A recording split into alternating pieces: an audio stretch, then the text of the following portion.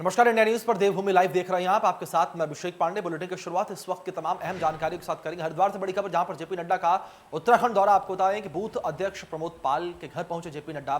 Booth अध्यक्ष के घर पर नाश्ता यहां पर जेपी नड्डा ने किया। सीएम पुष्कर सिंह धामी, मदन कौशिक भी उनके साथ मौजूद रहे। बड़ी और अहम जानकारी आपको बता दें कि जेपी नड्डा का देवभूमि का दौरा है। जेपी नड्डा लगातार उत्तराखंड के दौरे पर हैं। 2 दिवसीय उनका दौरा, और बूथ अध्यक्ष घर पर पहुंचे जेपी नड्डा, और बूथ अध्यक्ष घर पर नाश्ता जो है वो जेपी नड्डा ने किया। साथ ही आपको बता दें कि उनके साथ इस दौरान मुख्यमंत्री भी मौजूद रहे। तो बड़ी अहम जानकारी आपको दे रहे हैं जो इस वक्त सामने आ रही। साथ ही कई कार्यक्रमों में भी जेपी नड्डा पहुंचे और प्रदेश की जनता को संबोधित भी यहां पर जेपी नड्डा ने किया। और साथ ही साथ आपको बता दें कि अम्बेडकर की मूर्ति पर माल्यार्पण भी यहां पर जेपी नड्डा ने किया। बड़ी जानकारी, अहम जानकारी आपको दे रहे हैं। सीएम पुष्कर सिंह धामी इस वक्त उनके साथ मौजूद रहे। बड़ी अहम जानकारी आपको दे रहे हैं जो इस वक्त सामने आ रही है। जेपी नड्डा का देवभूमि का दौरा जो है लगातार जारी है। जेपी नड्डा का उत्तराखंड का दौरा, और बूथ अध्यक्ष प्रमोद पाल के घर जो है भारतीय जनता पार्टी के अध्यक्ष जेपी नड्डा पहुंचे, और बूथ अध्यक्ष घर पर उन्होंने नाश्ता किया। सीएम पुष्कर सिंह धामी और मदन कौशिक भी इस वक्त उनके दौरान मौजूद रहे। और लगातार आपको बता दें कि कई कार्यक्रम जो हैं वो आयोजित किए गए उनके सम्मान में, और कई कार्यक्रम में जनता से सीधा संवाद यहां पर जेपी नड्डा ने किया। आगे बढ़ेंगे। जेपी नड्डा के उत्तराखंड दौरे से जुड़ी बड़ी जानकारी है। आपको बता दें कि अम्बेडकर की मूर्ति पर उन्होंने माल्यार्पण किया, और रायवाला में पूर्व सैनिकों से संवाद भी इस दौरान उन्होंने किया। बड़ी जानकारी, बीजेपी के पदाधिकारी कार्यकर्ता भी इस दौरान मौजूद रहे। शाम 5 बजे साधु संतों से मुलाकात भी राष्ट्रीय अध्यक्ष जेपी नड्डा जो हैं वो करेंगे। बड़ी जानकारी आपको दे दें जो इस वक्त सामने आ रही है। उत्तराखंड के दौरे पर जेपी नड्डा लगातार हैं, दूसरा दिन है उनके दौरे का। सैनिकों को यह हमारा कर्तव्य तो बनता ही है, लेकिन साथ ही साथ मैं ये भी कहना चाहूंगा कि कितना भी सम्मान दिया जाए वह कम पड़ेगा, और शब्दों में उसको बयां करना तो बहुत ही कम पड़ेगा। ऐसे सम्मान हम सबको मिलना चाहिए। आज मुझे वीर शहीदों को भी सम्मान देने का मौका मिला। हम सम्मान तो देते हैं, लेकिन वह सम्मान सिर्फ एक ही बात का संदेश देता है, और जो मोदी साहब हमेशा कहते हैं, हमारे प्रधानमंत्री, कि सम्मान ये है कि वह जो शहीद हुए देश के लिए, वो किसी परिवार के नहीं, वो किसी के भाई, किसी के कोई उनकी बहन, ऐसा ही नहीं, सारा देश उनका भाई, उनके बहन के तरीके से खड़ा है, एक साथ खड़ा है। इस बात का भी संदेश हम देते हैं। 73 सड़कें चाइना और इंडिया के बॉर्डर पर बनाने का काम चल रहा है, और उनकी लेंथ है 3812 किलोमीटर। ऑल वेदर रोड, सभी मौसमों में चलने वाला रोड। आप सब लोगों ने तो जानते हैं, हम लोग भी पहाड़ में रहे हुए हैं। एक तरफ इधर हरी झंडी वाला खड़ा होता था, अगर ब्रिज का क्रॉस करना है, एक लाल झंडी वाला उधर खड़ा होता था। 15 ट्रक इधर से गुजरते थे, फिर उसके बाद इधर लाल हो जाता था, उधर हरा हो जाता था, फिर 5 ट्रक उधर से गुजरते थे। घंटों लगते थे, और एक नहीं, ऐसे छोटे छोटे 20-20 ब्रिज पड़ते थे।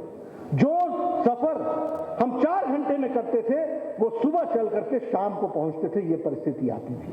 आपको जानकारी है कि किस तरीके से हमारे नेतृत्व ने फैसले किए हैं, और उस फैसलों का क्या अर्थ पड़ता है। आपने कभी किसी भारत के प्रधानमंत्री को सुना था? मैं उनके वाक्यों को आपके सामने रिपीट करना चाहता हूं। पाकिस्तान ने बहुत बड़ी गलती कर दी है, इस गलती का खमियाजा तो भुगतना ही पड़ेगा। आवश्यकता पड़ी तो घर में घुस करके जवाब दिया जाएगा। ये मोदी। तो इसी बीच हमारे सहयोगी धर्मेंद्र चौधरी हमारे साथ जुड़ गए हैं, सीधे उनका रुख करेंगे। धर्मेंद्र, किस तरीके से यहां पर भारतीय जनता पार्टी के राष्ट्रीय अध्यक्ष जेपी नड्डा का पूरा दौरा है, और क्या कुछ कार्यक्रम अभी होने बाकी हैं?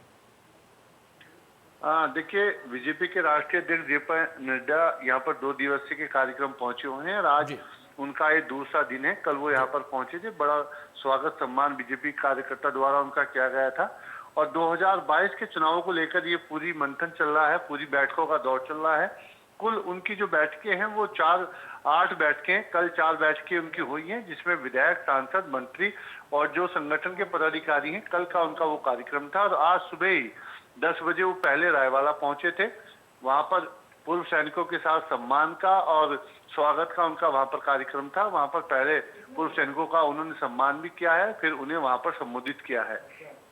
उसके बाद कलश मोहल्ले में पहुंचकर उन्होंने डॉक्टर भीमराव अंबेडकर की मूर्ति पर माल्यार्पण किया के साथ मुख्यमंत्री पुष्कर सिंह धामी और बीजेपी के प्रदेश अध्यक्ष मदन कौशिक भी उस समय मौजूद रहे।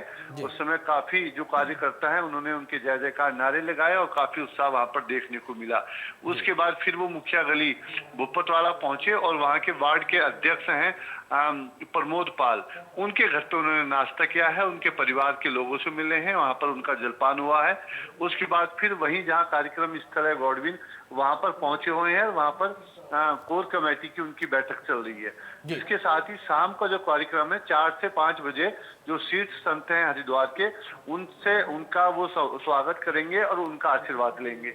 ये पूरा कार्यक्रम है। कार्यक्रम के साथ ही 2022 को कैसे फतेह करना है, 2022 में कैसे जीत कर अपनी सरकार बीजेपी की बनानी है, इन 2 दिनों में इस पे मंथन किया गया है। और सबसे ज्यादा जो जोर रहा है संगठन को मजबूत करना है, जनता के बीच में कैसे पैठ बनाई जाए और पन्ना प्रमुख तक और ब्लॉक प्रमुख तक और ये जितने भी अपने संगठन है, चाहे मंडल के हों चाहे जिले के हों, इन्हें मजबूत बनाने पे उन्होंने जोर दिया है। और सभी चाहे सरकार के मुख्यमंत्री हों, मंत्री हो, विधायक हो, सांसद हो, सबसे अलग अलग फीडबैक लिया है और चुनावी रोड मैप तैयार किया है कि किस तरह से हम इसमें जीत को हासिल करें। इस दौरान जो मदन कौशिक है बीजेपी के यहाँ पर प्रदेश अध्यक्ष हैं, उन्होंने ये नारा भी दिया था कल की अब की बार 60 के पार।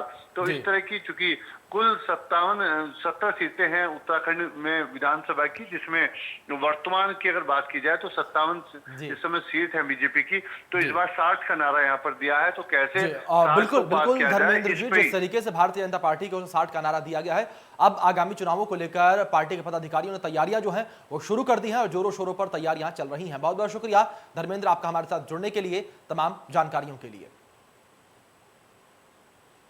आगे बढ़ेंगे इस बीच खबर देहरादून से, जहां पर पूर्व सीएम हरीश रावत ने प्रेस कॉन्फ्रेंस की।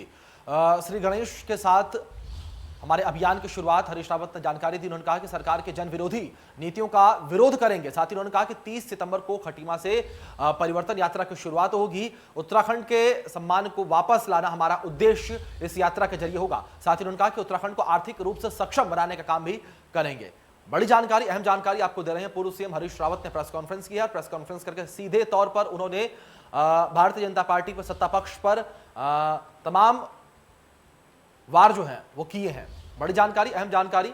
और 30 सितंबर को खटीमा से परिवर्तन यात्रा की शुरुआत करने की बाद भी जानकारी भी उन्होंने दी। और उत्तराखंड के सम्मान को वापस लाना हमारा उद्देश्य होगा, उन्होंने कहा। बड़ी जानकारी आपको दे दें जो इस वक्त सामने आ रही है। पूर्व सीएम हरीश रावत की ये प्रेस कॉन्फ्रेंस, और इस प्रेस कॉन्फ्रेंस में सीधे तौर पर उन्होंने भारतीय जनता पार्टी पर तमाम आरोप प्रत्यारोप लगाए हैं और सवालिया निशान यहां पर सरकार पर खड़े किए और कई आरोप यहां पर सरकार पर लगाए गए। कई वार जो है वो सरकार पर इस प्रेस कॉन्फ्रेंस के दौरान किए गए। और 3 सितंबर को खटीमा से परिवर्तन यात्रा की शुरुआत होने की बात भी उन्होंने कही, ये जानकारी भी उन्होंने दी। साथ ही उन्होंने कहा कि उत्तराखंड के सम्मान को वापस लाना हमारा उद्देश्य होगा। तो बड़ी जानकारी आपको दे रहे हैं, अहम जानकारी आपको दे रहे हैं जो इस वक्त सामने आ रही है। पूर्व सीएम हरीश रावत ने प्रेस कॉन्फ्रेंस की है और इस प्रेस कॉन्फ्रेंस में सीधे तौर पर उन्होंने भारतीय जनता पार्टी पर तमाम वार किए, तमाम सवालिया निशान उनके ऊपर खड़े किए। बड़ी जानकारी, अहम जानकारी। सरकार की जन विरोधी नीतियों का विरोध करने की बात उन्होंने कही। उन्होंने कहा कि सरकार जिस तरीके से जन विरोधी नीतियां लेकर आती है उसका हम विरोध करते हैं, उसका विरोध करते रहेंगे। और उत्तराखंड के सम्मान को वापस लाने की बात भी उन्होंने कही। उन्होंने कहा कि उत्तराखंड के सम्मान को वापस लाना हमारा उद्देश्य है। बड़ी जानकारी, अहम जानकारी। तो आपको बता दें कि विपक्ष भी अब अलर्ट हो चुका है, विपक्ष भी अब अलर्ट मोड में आ चुका है। विपक्ष भी अब युद्ध स्तर पर तैयारियां कर रहा है और विपक्ष की ओर से भी युद्ध स्तर पर काम जो है वो किया जा रहा है आगामी चुनावों को लेकर। जिस तरीके से तमाम पार्टियां और सत्ताधारी पार्टी भारतीय जनता पार्टी भी अलर्ट हो गई है, युद्ध स्तर पर काम कर रही है आगामी चुनावों को लेकर, तो वहीं दूसरी ओर विपक्ष भी अब युद्ध स्तर पर काम कर रहा है आगामी चुनावों को लेकर। तैयारियां जो है वो विपक्ष की ओर से भी शुरू कर दी गई हैं और विपक्ष अब लगातार सरकार पर हमलावर दिख रहा है और लगातार विपक्ष की ओर से हमले जो हैं, जुबानी हमले जो हैं वो साफ तौर पर देखने को मिल रही हैं। लगातार विपक्ष सरकार पर उनकी नीतियों को लेकर सवाल उठा रहा है। लगातार विपक्ष सरकार की जो जन विरोधी नीतियां हैं उनको लेकर आवाज बुलंद कर रहा है। और अगर बात महंगाई को लेकर करें, बढ़ते पेट्रोल और डीजल के दामों को लेकर करें, तो उसको लेकर भी विपक्ष लगातार अपनी आवाज बुलंद कर रहा है।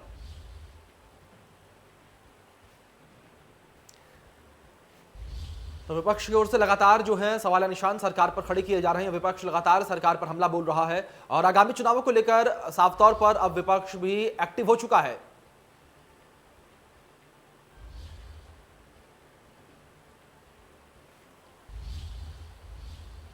आगे बढ़ेंगे खबर देहरादून से, जहां पर महंगाई के खिलाफ कांग्रेस का हल्ला बोल देखने को मिला।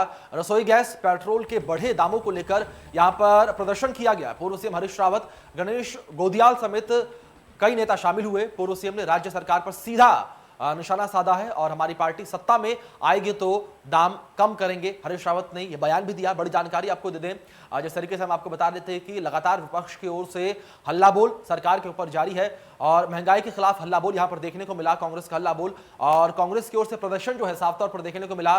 बढ़ते रसोई गैस के दामों को लेकर और बढ़ते पेट्रोल और डीजल के दामों को लेकर यह हल्ला बोल सरकार के ऊपर देखने को मिला। कांग्रेस का राष्ट्रव्यापी अभियान जिस तरीके से गैस डीजल के दाम बढ़ा करके, हर खाद्य पदार्थ के दाम बढ़ा करके मध्यम वर्ग की, निम्न मध्यम वर्ग की, गरीब वर्ग की कमर तोड़ दी गई है, उसके खिलाफ राहुल गांधी जी के नेतृत्व में कांग्रेस का ये राष्ट्रीय संकल्प है कि हम इस लड़ाई को शिद्दत के साथ लड़ेंगे और जीत पाएंगे। और हम केवल विरोध के विरोध नहीं करेंगे, हम रचनात्मक विपक्ष हैं और हमने इसीलिए तय किया है कि यहाँ सत्ता में आएंगे तो 200 रुपया प्रति परिवार प्रति माह गैस सिलेंडर सब्सिडी के रूप में महिला के खाते में डालेंगे। तो आपको बता दें कि महंगाई के खिलाफ कांग्रेस का हल्ला बोल लगातार जारी है। कांग्रेस लगातार सरकार पर हल्ला बोल रही है। लगातार सवालिया निशान कांग्रेस की ओर से सरकार पर खड़े किए जा रहे हैं। बढ़ती महंगाई को लेकर, बढ़ते पेट्रोल और डीजल के दामों को लेकर, रसोई गैस के दाम जिस तरीके से दिन प्रतिदिन बढ़ते चले जा रही हैं, उसको लेकर यहां पर कांग्रेस की ओर से सरकार पर हल्ला बोला गया। और खाद्य सामग्रियां जो है लगातार जिस तरीके से बढ़ रही हैं, उसको लेकर भी यहां पर कांग्रेस की तरफ से हल्ला बोला गया। तो इसी बीच हमारे सहयोगी सुभाष गौड़ हमारे साथ जुड़ गए हैं, उनका रुख करेंगे सीधा अधिक जानकारी के लिए। सुभाष, जिस तरीके से लगातार विपक्षी दल जो है सरकार पर हमलावर है, लगातार विपक्ष की ओर से सरकार पर हमला किया जा रहा है, क्या कुछ मांगे इस प्रदर्शन के दौरान उठाई गई, क्या कुछ प्रदर्शन के दौरान कहा गया?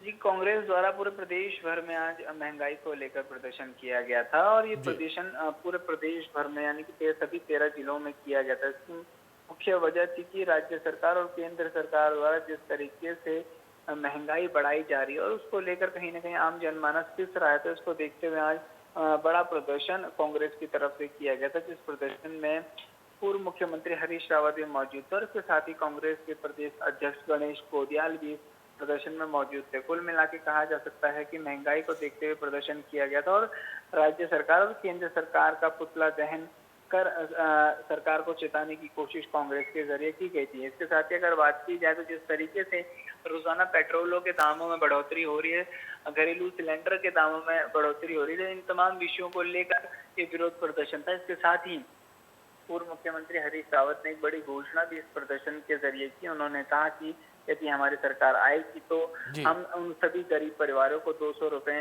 सब्सिडी के तौर पर देंगे। कुल मिला के कहा जा सकता है चुनाव नजदीक है, तो ऐसे में विपक्षी दल भी जनता को लुभाने की कोशिश करता हुआ नजर आ रहा है। जी सुभाष, आपसे यहाँ पर जानकारी सत्ता पक्ष को लेकर भी लेना चाहेंगे कि क्या सत्ता पक्ष के किसी नेता की ओर से कोई बयान इस पूरे मामले पर सामने आया, कुछ कहा हो, इस पर कुछ प्रतिक्रिया दी हो? जी बिल्कुल, महंगाई के किसी भी मुद्दे पर सरकार कोई भी जवाब देती हुई नजर नहीं आती। हालांकि ये बात जरूर साफ है कि सरकार के जो प्रवक्ता हैं या फिर सरकार की तरफ से जो भी बयान देते हैं, उनका यही कहना है कि लगातार इनको कम करने की कोशिश की जा रही है और कहीं ना कहीं जनता को बेहतर दी जा रही है सुविधाएं। और कुल मिला के कहा जा सकता है कि सरकार को लेकर विपक्ष जरूर उनको घेरता हुआ नजर आता है, लेकिन सरकार के पास महंगाई को लेकर कोई भी जवाब अभी तक जनता नहीं दिख रहा है। जी सुभाष, जिस तरीके से सरकार की ओर से भी तमाम तैयारियां जो है चुनावों को लेकर शुरू कर दी गई हैं, आम जनता के बीच सरकार यहां पर जा रही है, तो वही आम जनता क्या कुछ कह रही है इस महंगाई के मुद्दे को लेकर? जी बिल्कुल, महंगाई जिस तरीके से रोजाना बढ़ रही है, खासतौर से घरेलू वस्तुओं पर अगर बात की जाए, दाल, चीनी और महत्वपूर्ण चीजों सब्जियों पर जिस तरीके से लगातार महंगाई बढ़ रही है, तो इसको लेकर जो आम जनमानस है वो काफी नाराज है सरकार से। लेकिन क्योंकि सरकार का ये दावा है कि जल्द ही जो महंगाई है उस पर कंट्रोल किया जाएगा और जल्द ही जनता को कुछ बेहतर लाभ सरकार की तरफ से दिए जाएंगे, तो इन्हीं आश्वासनों के साथ जनता भी इंतजार कर रही है। सरकार और विपक्ष दोनों का है कि कौन उनके लिए आगामी दिनों में काम करता हुआ नजर आएगा। जी सुभाष, बहुत बहुत शुक्रिया आपका जुड़ने के लिए साथ में और तमाम जानकारियों के लिए।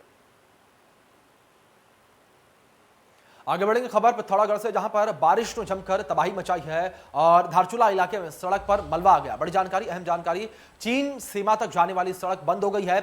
तालाघाट इलाके में लगातार मलबा गिर रहा है। नागरिकों और सेना के जवानों को परेशानी सीधे तौर पर हो रही है। जान जोखिम में डालकर लोग यहां से जाने को मजबूर हैं। बड़ी जानकारी, अहम जानकारी आपको दे दें, धारचूला इलाके में सड़क पर मलबा आ गया है। मलबा आ जाने की वजह से रास्ता जो है बाधित हो गया है। चीन सीमा तक जाने वाली सड़क जो है वो पूरी तरीके से बंद हो चुकी है। नागरिकों और सेना के जवानों को काफी परेशानी जो है वो हो रही है। जान जोखिम में डालकर लोग यहां से जाने को मजबूर हैं और इस सड़क का इस्तेमाल करने को मजबूर हैं। बड़ी जानकारी, अहम जानकारी जो इस वक्त सामने आ रही है पिथौरागढ़ से, जहां पर बारिश ने जमकर तबाही मचाई है। बारिश से पूरी सड़क पर मलबा आ गया है। धारचूला इलाके में सड़क पर आपको बता दें कि मलबा आया है। मलबा आने की वजह से सड़क बंद हो गई है। चीन सीमा तक जाने वाली सड़क बंद हुई है। बड़ी जानकारी, अहम जानकारी पिथौरागढ़ से, नागरिकों और सेना के जवानों को भी परेशानियों का सामना करना पड़ रहा है। जान जोखिम में डालकर जाने को लोग जो है मजबूर हैं और मजबूरन लोगों को इसी क्षेत्र से होकर जाना पड़ रहा है, क्योंकि उनके पास कोई दूसरा विकल्प जो है वो नहीं है। पिथौरागढ़ में भारी बारिश के बाद सीमांत के इलाके आपदा की मार झेल रही हैं। बुनियादी तहसील में बहने वाली नदी में चट्टान भरभरा कर गिर पड़ी। चट्टान टूटने की वजह से पानी रुक गया है, जिससे आसपास के गांवों में बाढ़ का संकट मंडराने लगा है। तस्वीरें आप देख सकते हैं किस तरीके से, ये डरावनी तस्वीरें, किस तरीके से चट्टान का हिस्सा जो है टूटकर नदी में गिरा।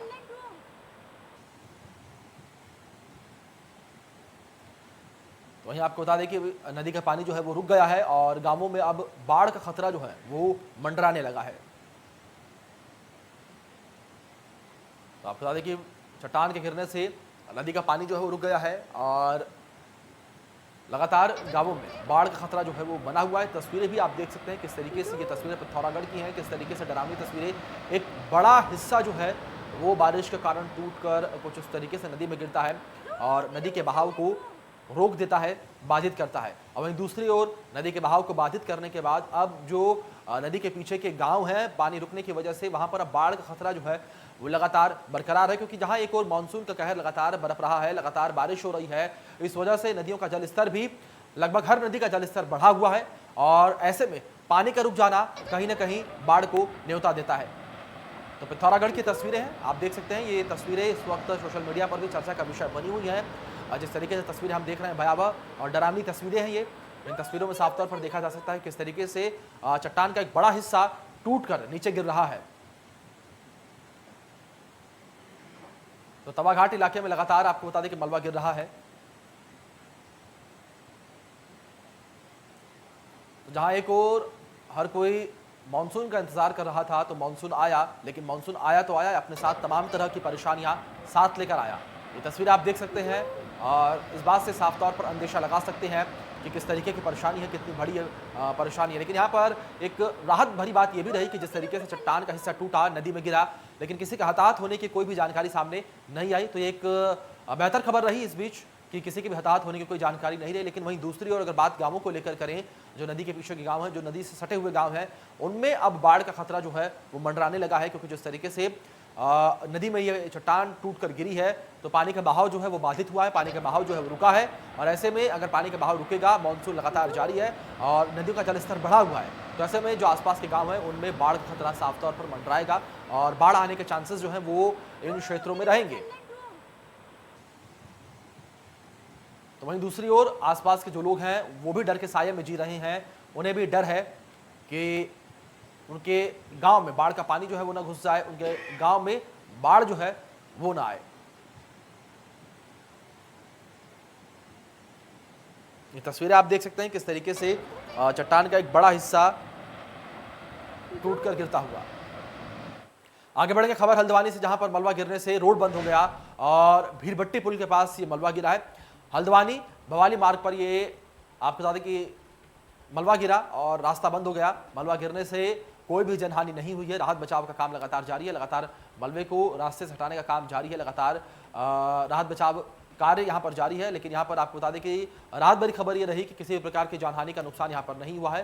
राहत बचाव कार्य लगातार जारी है। लगातार मलबे को सड़क से हटाने का काम जारी है। आप देख सकते हैं किस तरीके से तस्वीरों में मलबा जो है भरभरा कर सड़क पर आ गिरा और सड़क को पूरी तरीके से बाधित कर दिया। तो लगातार कई रास्ते जो हैं मानसून की वजह से बंद हैं और आपको बता दें कि हल्द्वानी भवाली मार्ग पर मलबा गिरा है। मलबा गिरने की वजह से मार्ग जो है वो बंद हो गया। आप तस्वीरों में साफ तौर पर देख सकते हैं कि मलबा पूरे रोड पर आकर गिरा है और पूरी रोड इस मलबे से बाधित हो गई है और पूरी रोड पर मलबा गिरा हुआ है और आवाजाही साफ तौर पर बंद है। अब वहीं दूसरी ओर राहत बचाव कार्य जारी है। मलबे को रास्ते से हटाने का प्रयास जारी है और लगातार मलबे को रास्ते से हटाने का काम यहाँ पर किया जा रहा है। लगातार टीमें अलर्ट पर है। मौसम विभाग की ओर से भी अलर्ट जो है वो जारी किया गया है। आपको बता दें कि तमाम क्षेत्रों में तमाम जिलों में मौसम विभाग की ओर से बारिश को लेकर अलर्ट भी जारी किया गया है और उस अलर्ट को देखते हुए तमाम जो टीमें हैं राहत बचाव कार्य में जुटी हुई हैं और अलर्ट मोड पर हैं।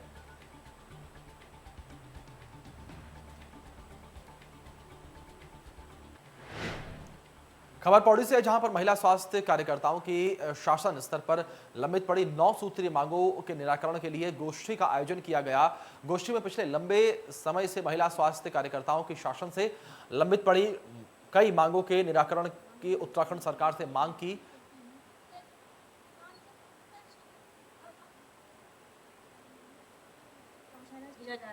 उत्तराखंड के मुख्यमंत्री से हम लोग ये चाहते हैं कि हमारी मांगे जो हैं वो काफ़ी समय से लंबित पड़ी हुई हैं, लेकिन उनके ऊपर सरकार का ध्यान नहीं गया। आखिर क्यों? देखिए, जिस पद पर हम हैं एनएम के पद पर, उसमें हम उसी पद से रिटायर हो जा रहे हैं। ऐसा किसी विभाग में नहीं है। आप ये सोचिए, 700 पद रिक्त पड़े हुए हैं लेकिन पद भरने का नाम नहीं ले रहे हैं, जबकि हर कर्मचारी पे एक सेंटर की जगह 4-4 सेंटरों को चार्ज दिया गया है। क्यों? सरकार इस तरफ ध्यान क्यों नहीं देती? मैं सूक्ष्म रूप से उन्हें सूक्ष्म शब्दों से अपनी बात कहना चाहूँगी कि जो रक्षाबंधन का पर्व जो आने वाला है, हमें अगर वो कुछ देना चाहते हैं तो हम लोगों का सबसे पहले यही है कि जो ग्रेड पे 2800 से 2000 हुआ है, कम से कम उसे 2000 से 2800 कर दें। यही हमारे लिए सबसे बड़ी भेंट होगी। और दूसरी बात जो हम लोगों का ये है प्रमोशन का, कि हम लोग एनएम के पद से ही रिटायर हो जाते हैं, वो ना हो।